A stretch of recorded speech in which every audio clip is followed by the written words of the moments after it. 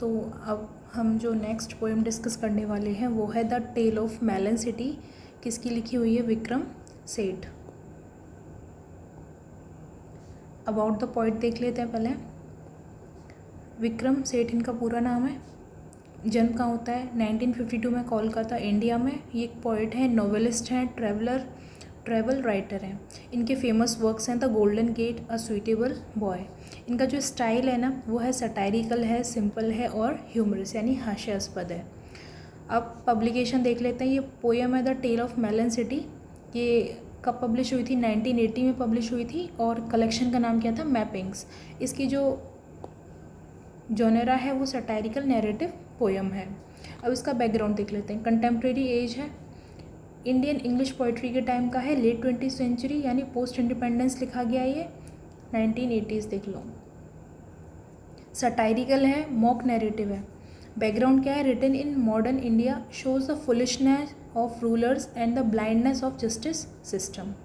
किसको दिखाया गया है इसमें? मॉडर्न इंडिया के जो फुलिशनेस ऑफ रूलर्स और ब्लाइंडनेस ऑफ जस्टिस सिस्टम। अब बैकग्राउंड क्या है? The poem is a satirical story of a kingdom melon city where everything is absurd. Absurd का मतलब बेहुदा and foolish. A king, his ministers and people are shown as irrational. Finally a melon is made the king. मतलब इतने irrational होते हैं कि वो क्या करते हैं कि मेलन को किंग बना देते हैं। Poet criticises blind justice. किसको क्रिटिसाइज करता है? ब्लाइंड जस्टिस को, foolish administration and passive society यानी निष्क्रिय सोसाइटी, उसको कोई फ़र्क नहीं पड़ता, सिर्फ अपने से मतलब है। अब इसका समरी क्या है देखो। The king of melon city wants to build an perfect arch. ये आर्क होता है एक तरीके से। The arch falls down, kills the king.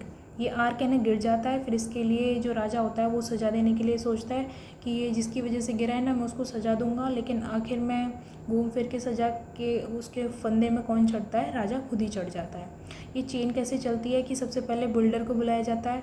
Builder बोलता है कि मेरी गलती नहीं है, वर्कर्स की गलती है। वर्कर बोलते हैं ये ना मैसन्स की है, जो ईंट बनाते हैं उनकी गलती है। मैसन बोलते हैं डांसर की गलती है। डांसर बोलता है म्यूजिशियन की गलती है। और ऐसे ही ब्लेम चलता रहता है। और everyone is punished but nobody is really guilty. मतलब सबको पनिशमेंट किया जाता है लेकिन कोई भी गिल्टी नहीं होता है। और फाइनली क्या होता है? जो किंग होता है ना उसको नूज़ मतलब फांसी का फंदा। फांसी के फंदे पे कौन चढ़ता है? जो राजा खुद होता है वही। मतलब अपने जस्टिस के सिस्टम में वो खुद ही फंस जाता है। People in their foolishness make a melon. और इसके बाद में राजा के फंदे पर चढ़ाने के बाद में क्या बोलते हैं? किसको राजा बनाया जाए? तो वो एक मेलन को राजा बना देते हैं। अब इसमें थीम्स क्या क्या है? सटायर है किस पे? पॉलिटिक्स पे। एब्सर्ड जस्टिस सिस्टम यानी बेहुदा justice system. Blind obedience of people, लोगों की अंधभक्ति कि वो क्या करते हैं? एक बुज़ुर्ग आदमी वो बोलते हैं कि इस पैसे से जो भी मतलब जो भी पहला व्यक्ति निकल के जाएगा ना, वो जिस व्यक्ति के लिए बोलेगा उसी को हम क्या बनाएंगे? राजा बनाएंगे।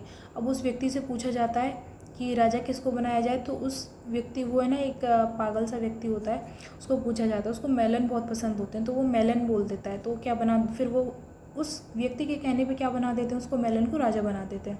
जो कि क्या था? काफ़ी ब्लाइंड ओबीडियंस होता है। Corruption of power, irrational governance, foolish leadership, irony of democracy. अब देखो यहाँ पे सिंबल यूज़ हुआ है। मेलन है ना उसको सिम्बोलाइज किया गया फुलिशनेस, यूजलेस रूलर, यानी कोई काम का नहीं है भाई, मेलन क्या काम करेगा।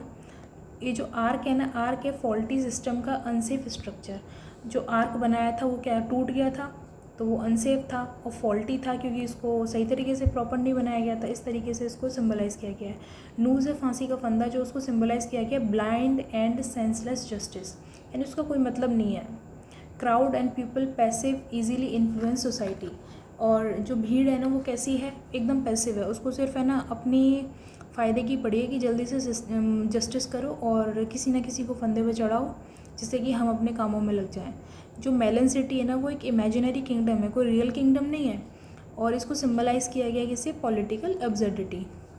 अब इसमें जो लिटरेरी जो डिवाइस यूज़ हुई है वो सटायर है, व्यंग किया गया है। पूरी पोएम कैसी है? सटायरिकल है। आयरनी है, मेलन बिकम्स द किंग, भाई मेलन राजा बन गया।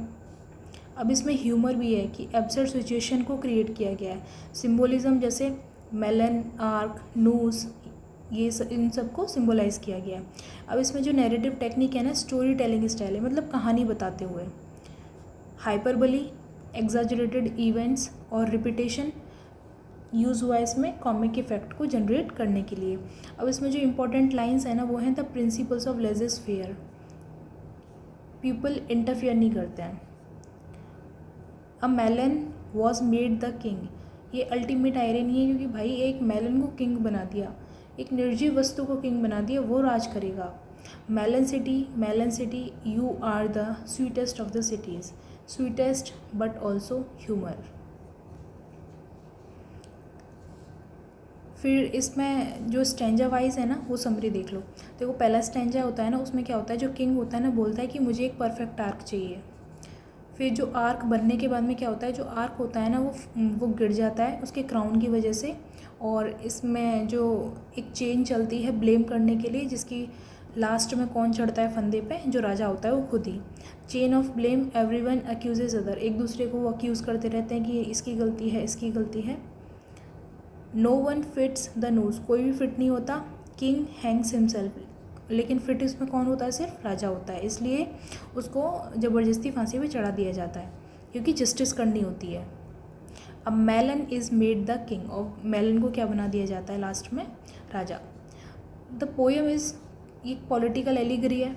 It exposes the foolishness and irrationality of the rulers, यानी अतार्किकता, मतलब कोई लॉजिक ही नहीं है उनकी बातों में, और फुलिशनेस है।